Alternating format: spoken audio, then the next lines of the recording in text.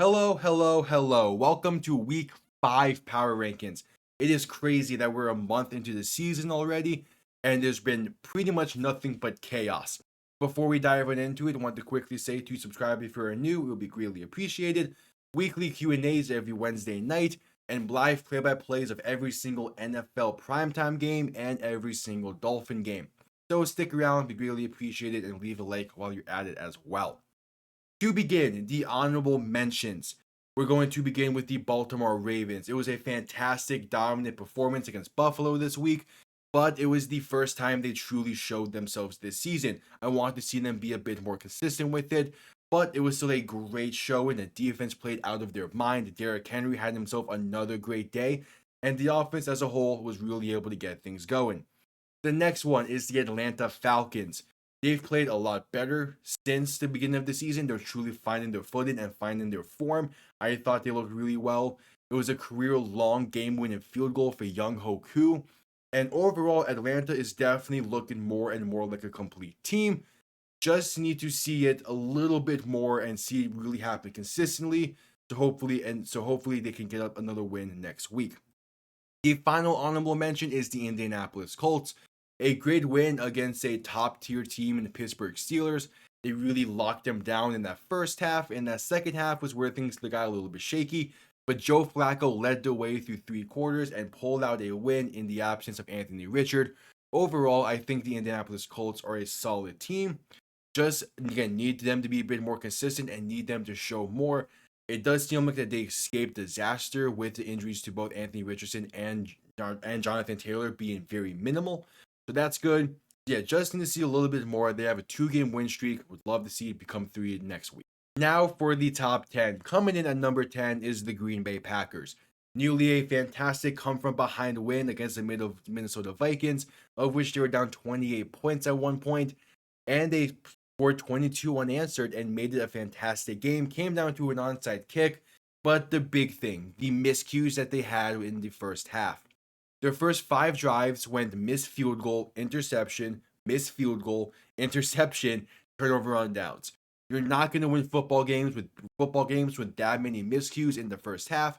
You need to play the full 60 minutes. I thought Jordan Love eventually looked better in that one, but it was clear in that first half that the injury was still bothering him a bit, a little bit.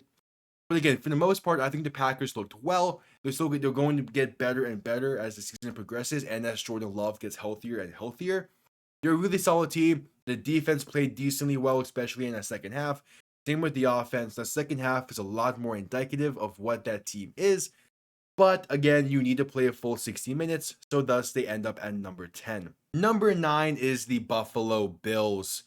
And a little bit of a taste of their own medicine. They got their asses kicked by Baltimore on Sunday Night Football.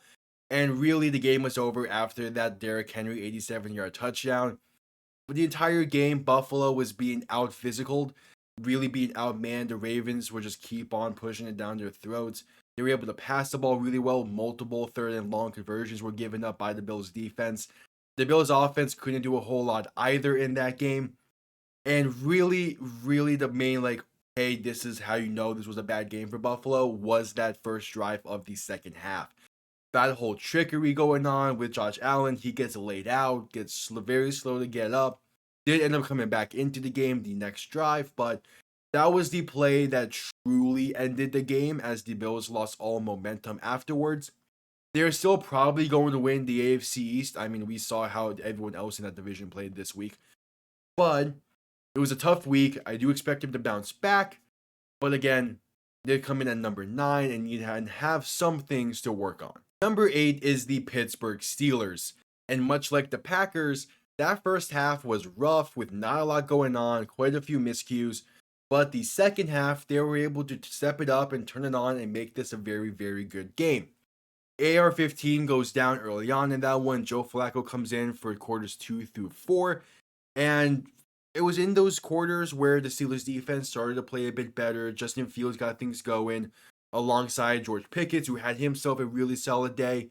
The main gripe is just the ground game couldn't do a whole lot for the Steelers. Justin Fields was the leading rusher, and if you only look at running backs, you have Cordell Patterson leading the way.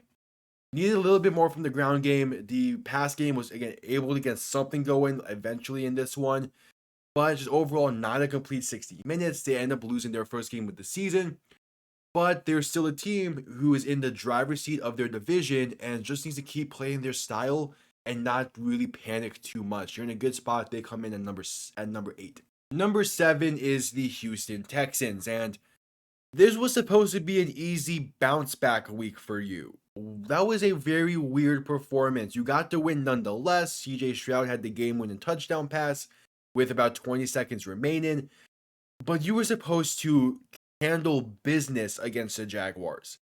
That was a very, very tight game, and I know Joe Mixon was out and didn't play in it. That definitely played a role. The defense still played well, and again, you got to win nonetheless. But that was way too close for comfort. I need to see more out of Houston. They're a team that I feel like could be contenders in the AFC, but not with performances like that. And really, it's not necessarily the performance you had because everyone has an off day. It's because it's the fact that you had that performance coming off of a blowout loss. I really thought they would have bounced back better, but it's still a bounce back win nonetheless. They come in at number 7. Number 6 is the Seattle Seahawks, and every time the Seahawks and Lions play each other, it is a dogfight, a fantastic game to watch. This one was no different. The Seahawks kept it close for the majority of this game, but just fell apart late in the fourth quarter. And that final fourth down play right before the 2-minute warning pretty much sealed it. In fact, it did seal it. And they played pretty solid today. The defense definitely was a lackluster of a performance, but for the most part, the offense played a lot better today than they did last week. I still like what I see from Seattle, and they're going to be a team to keep an eye on and to watch going forward. Definitely one that has surprised me so far this season and probably has surprised a few others. Again, they're looking nice. They have a lot of great talent and great pieces, so I probably should not have been this surprised. But Geno Smith is still playing some high quality football. There's a reason why they're 3-1, and even after this tough loss to Detroit, I could see them bouncing back really well. The Seahawks come in at number 6. Number 5 is the Washington Commanders, and I did not see this kind of success coming from them before the season. They are playing phenomenally well. Jaden Daniels is having one of the best completion percentage through 4 weeks of the season since the '07 Patriots and Tom Brady. He's at 82% completion through 4 weeks. That is a phenomenal start for a rookie. And really, he's fully in the driver's seat of the Commanders. They fully have his back. They're fully riding with him. They're playing phenomenally. Not asking him to do too much, but at the same time, not asking him to do too little either. He's passing for over 20 times a game. He's running the ball pretty effectively.